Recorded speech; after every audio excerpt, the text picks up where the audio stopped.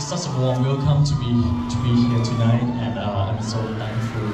I think it's gonna be so amazing film. Feeling namin sobrang love and supported kami dahil nandito po kayo lahat. You behave. Okie dokie, mommy. So intense, yeah. I'm so scared, and the dynamic of the scene is so good. Thank you, Sian. You are an amazing director. Salamat! Sobrang nakakatakot talaga buong film. Talagang nakapikit ako, pero kahit nakapikit ako, narinig ko pa rin yung sigawan ng mga tao. Natakot ako, sumigaw ako sa kumanto.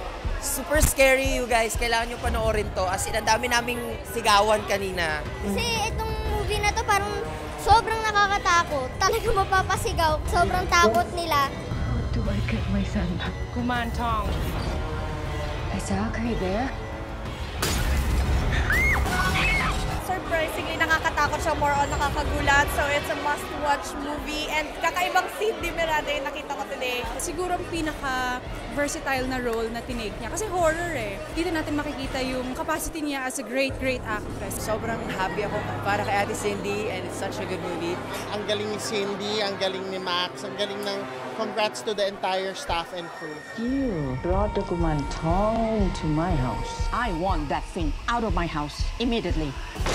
I have to say sorry, if my mom startled you earlier. Mommy? Hindi ko alam eh. Alam mo, parang feeling ko wala ako sa sarili ko because ako yung umaarte doon. Very critical talaga ako sa sarili ko, pero sana nagustuhan ko. Maganda, hindi ko na-expect yung twist sa dulo.